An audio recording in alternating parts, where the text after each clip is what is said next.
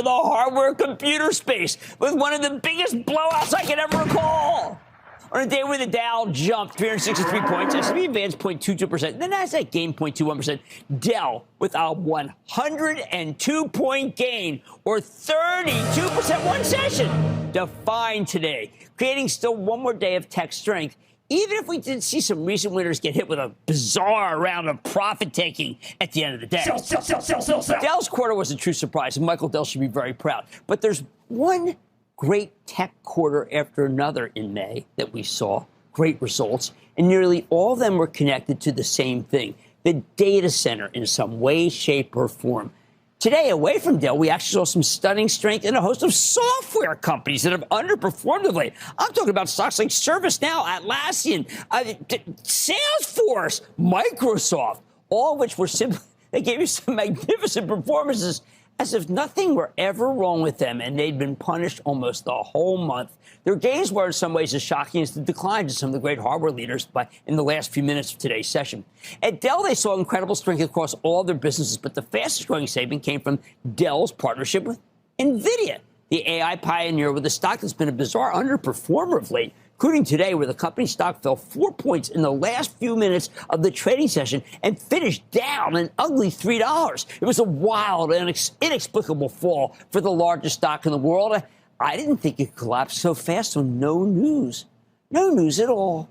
Maybe that's a good place to start our game plan then, because the week begins on Sunday night when Jensen Huang, the CEO, gives his annual Computex talk in Taiwan. Maybe something he says could reverse today's inexplicable decline. This year, Jensen plays host with some of his favorite partners, including Renee Haas at ARM Holdings. That stock held up. Matt Murphy from Marvell. Intel's Lip Bhutan. That stock did not hold up. And Qualcomm's Cristiano Amon. Computex has been a stake in the ground for many years now for Jensen Huang. And I think he may unveil something special here. Now, why do I feel that way? We got a potential hint when Nvidia's official X account posted a cryptic tweet teasing, quote, a new era of PC. The account from Microsoft Windows posted the same message, grasping at straws, doing everything I can for you. Maybe what we saw in late day trading was some sort of end of the month rebalancing out of some semis and into depleted. The S&P 500? Yeah, there's not much sort of interest rate sensitivity specifically for where the trajectory of earnings has been concentrated in that broader AI space. Arguably, you do potentially run into problems as you go down into the smaller companies that have less earnings or maybe don't have earnings at all and struggle to pay interest payments. So I think we'll see some differentiating at the cap level to some degree, depending on what rates do. But the most important thing for the equity market is not simply just a move by the Fed toward tighter policy. It's the speed that they have to tighten policy that matters. If the Fed, once they move to a tighter stance, can take a slow escalator up and move slowly with rate hikes, versus if they have to take a fast elevator up, the former is a much better backdrop for equities. What has happened in the past, though, in the lead-in to the first rate hike, cyclicals tend to do well. We're seeing that now. But once the Fed does start hiking, you tend to see a little bit more of a focus on defensive. So that's just another way to think about market dynamics as we approach the potential for a tighter Fed. And when you mention AI, I want to have a conversation about CapEx, because obviously this is a huge driver right now. I mean, as I'm looking at Amazon, Microsoft, Alphabet, and Meta, each growing their CapEx by about 70% year over year in 2025. As you look at that, Lizanne, are we seeing the markets basically giving these management teams a blank check for AI infrastructure? Or are you starting to see now that investor patience is beginning to wear thin? I think there are starting to be concerns that creep in, and I think that helps to explain what I've been calling the great chip dip recently. And it's around a confluence of things, some of which is shown here. You know, the amount of capital that is consumed from a capital spending standpoint is significantly higher than the profit contribution, as you see the share of net income, and this is relative to the S&P 500. So that gap is something to be mindful of. You also have increasing number of companies, just corporate enterprises, saying that they may have to start to consider paring back on some of the spend because we're not yet fully seeing the concrete nature of either productivity benefits or, in the case of those capital spending giants, the return on invested capital. So I don't think we're in anything resembling look out below, but those concerns are starting to creep in, and I think there's a more discerning eye on a lot of these data points. And what's your thoughts on that narrative that we start to see some of this CapEx spending slow down if we don't soon see monetization backing it? I think you will start to hear maybe more than just anecdotal stories of kind of weighing the pros and cons of a continued massive AI spend. Even with the price of tokens coming down, the spend is still significant. One interesting way to think about it, though, and I've had conversations with corporate leaders, is they're starting to say, at what point do we look at the cost of human capital as now being relatively inexpensive? So if we think about the concerns about the disruption to the labor force associated with AI, there may be some benefit there.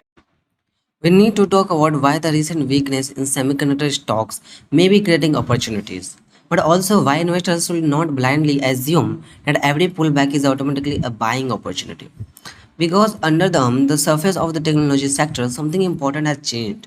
The stock that lead the market higher for a month has started experiencing a violent correction.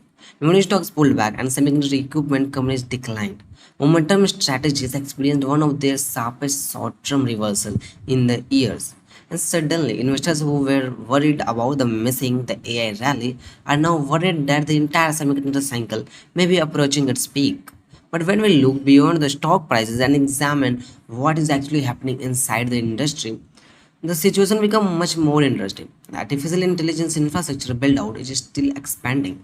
Memory demand remains extremely strong and hyperscalers continue investing. Semiconductor companies are increasing production capacity, new AI models continue launching, and the demand for computing infrastructure continue growing. So the question investors need to answer is not whether the semiconductor stock can experience correction. Of course, they can. The real question is whether the fundamentals growth supporting those stocks is beginning to weaken. That right now, I don't think we have enough evidence to see that.